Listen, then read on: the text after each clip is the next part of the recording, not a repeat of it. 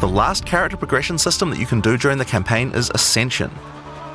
Starting in Act 2, you will come across Ascension trials, tests that you must complete to unlock your Ascension class. We'll explain these trials soon, but first let's take a look at what Ascending can do for your character.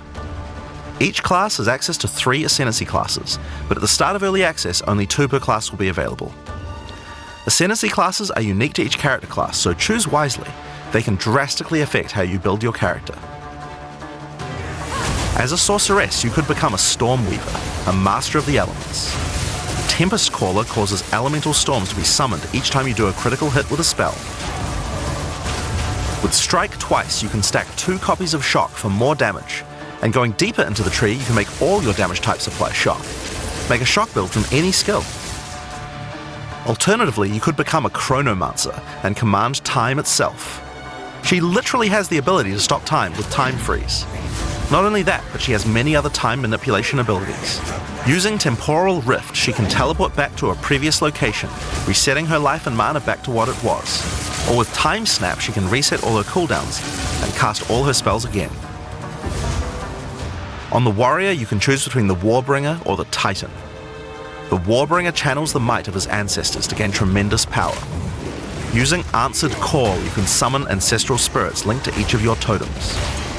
With Jade Heritage, you can encase your body in a protective layer that absorbs all damage until it breaks. Warcaller's Bellow allows you to explode the corpses of your enemies. And with Great Wolf's Howl, you can ignore the cooldowns of your war cries. Let all that anger out.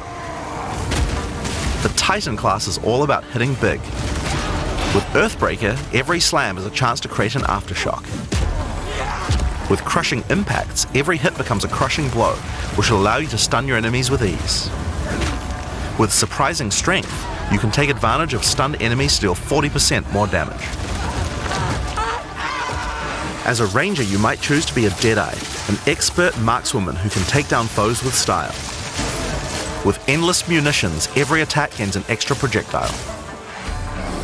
With Gathering Winds, she gains a small increase to movement speed with every attack, but be careful, she loses them when getting hit. With Eagle Eyes, she will never miss, allowing you to stop wasting all those passive points on accuracy. Alternatively, you could become a Pathfinder, the master of flasks and poison. She can choose from one of several throwable concoctions, allowing her to spend her flask charges to throw explosive bottles that deal various types of damage. A bleeding concoction will make your enemies bleed, while a fulminating one can shock your enemies, allowing you to do extra damage. Contagious Contamination allows her to spread poisons between her foes, while Overwhelming Toxicity doubles the number of stacks they can be infected by. Running Assault allows her to move much more quickly while firing, while Relentless Pursuit makes her totally immune to being slowed by enemies. The Witch can ascend into the Infernalist or the Blood Mage. As an Infernalist, she can summon a loyal Hellhound companion. The Hellhound sets enemies on fire, as well as taking a percentage of the damage if the Infernalist gets hit. With Pyromantic Pact, you can turn your mana into Infernal Flame. As you cast more spells, the flame builds up, and if it overflows, you'll take damage. Using Bringer of Flame, you'll want to make sure you keep the flames topped up. While your Infernal Flame is above 30%, all damage from you and your minions will ignite enemies. She can also transform into a literal demon. While in demon form, she takes an increasing amount of damage, but her cast speed and damage increase rapidly as well. So if you're planning on transforming into a demon, make sure you stack a lot of life recovery. She can also become a Blood Mage, a master of life and energy.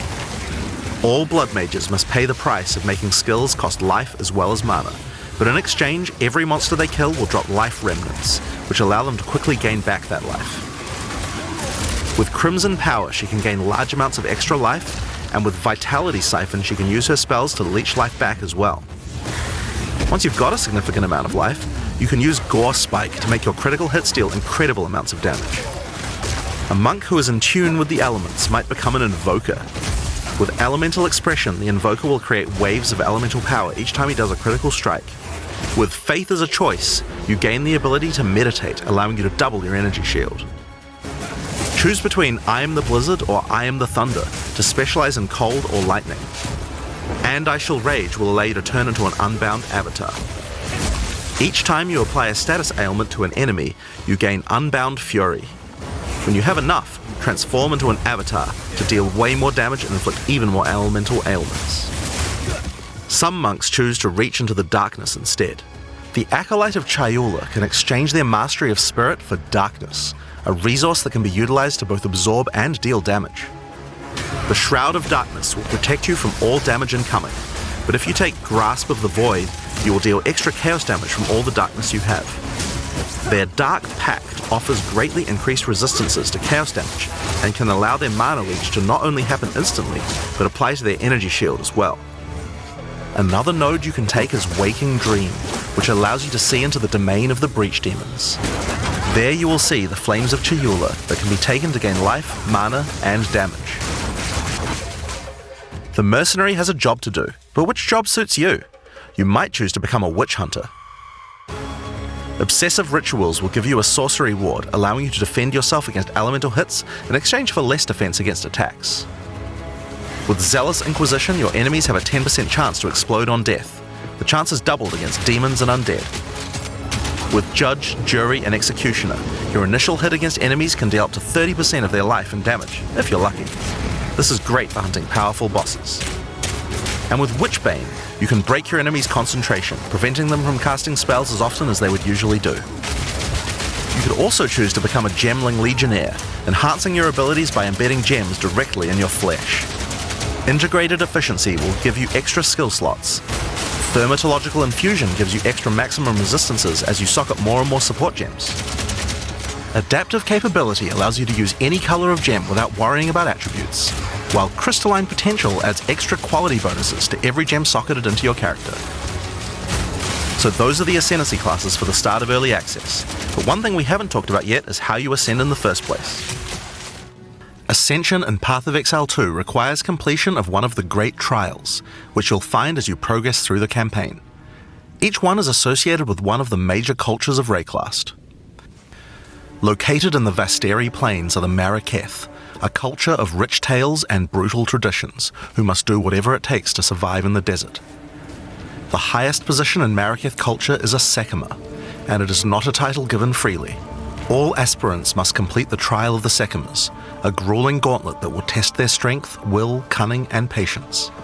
To enter, a warrior of the Maraketh must prove their worth by trapping the soul of a djinn in a coin, and you are no different.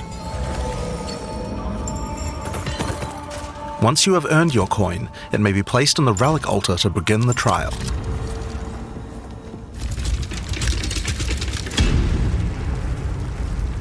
In the Trial of the Sekimas, each room has its own challenges to overcome. In this room, each rare monster you kill will send its blood to the chalice in the center of the room. Once the chalice is filled, you will be able to proceed. While fighting monsters in the trial, you will need to be very careful. Each hit will not only hurt you, but will damage your honor. The monsters are well telegraphed, so that you can avoid their attacks, but if you run out of honor, you will fail the trial and need to find another coin in order to try again. It is a good idea to make sure that you are well prepared before challenging the Trial of the Sekimas. After each room, you will be rewarded. In this case, you have been given a key that can be used to unlock chests later in the trial. Once you have claimed your reward, you will be shown a map of the rest of the floor and may choose how you wish to proceed. Which challenges would you like to face, and which rewards do you want to claim? Some rooms are more dangerous, afflicting you with debuffs that will persist for the entire trial. For example, entering this room will afflict you with Spiked Shell that will cause all monsters in the rest of the trial to have 50% increased life. You will want to take care if you choose such a path. There are many different challenges and rewards as you journey through the trial.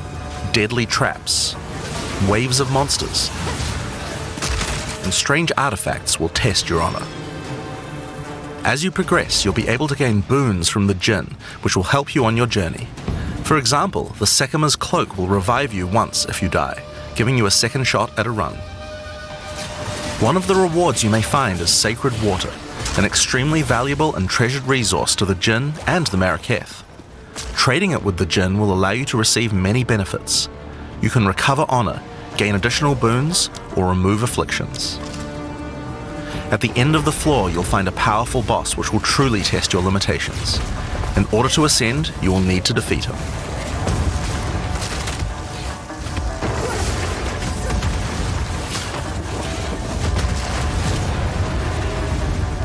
Having defeated the boss, you've earned the right to ascend, but first, the loot.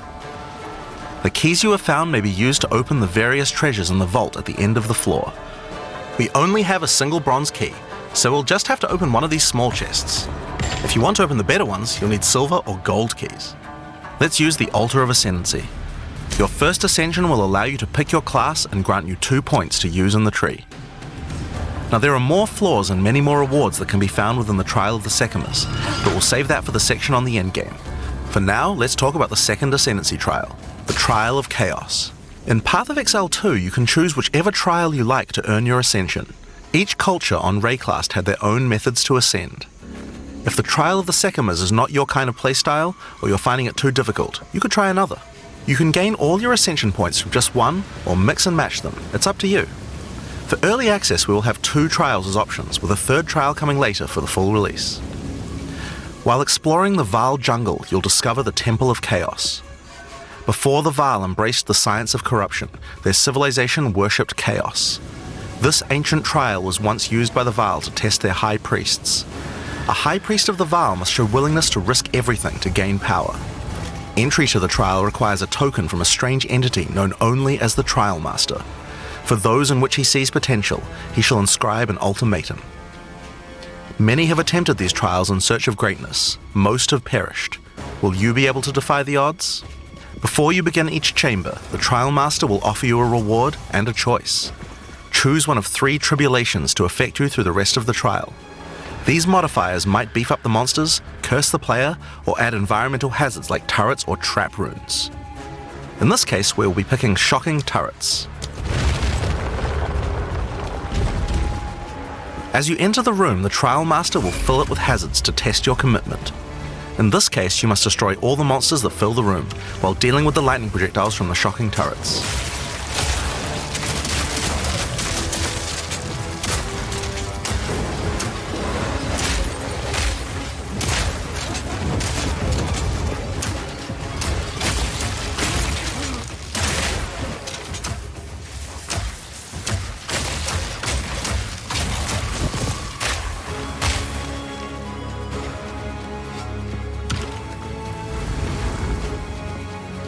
After each room, you will need to make a choice. Take the rewards you have earned so far, or go double or nothing. Increase your rewards, but take on more risk. Each tribulation you add is minor on its own, but they quickly stack on top of each other and can become overwhelming. There are many types of chambers in the trial. Each will test your resolve in different ways. This one simply requires you survive for a certain amount of time. Another requires you to escort the stone idol through the level as elevators full of monsters descend to attack you. Should you be able to get through the first 3 chambers, you will face your first boss. The order of the bosses is random, and combined with the tribulations you have selected, the fight will never feel the same. After defeating the boss, you may claim your rewards. Of course there are the items, but you also gain the right to ascend. If you already did the Trial of the Sekimus, then you can claim 2 more points to add to your Ascendancy class.